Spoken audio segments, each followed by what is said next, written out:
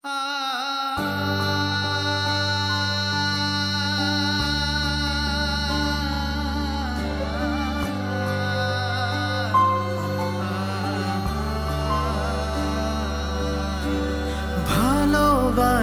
হেরে যায় আজ অভিমানের কাছে, দূরে চলে যেতে হয় শত কষ্টের মাঝে।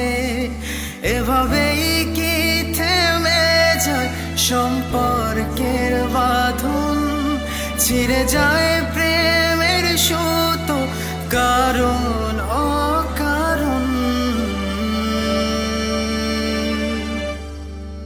ভালোবাসা হেরে যায় আজ অভিমানের কাছে, দূরে চলে যেতে হয় শত কষ্টের মাঝে।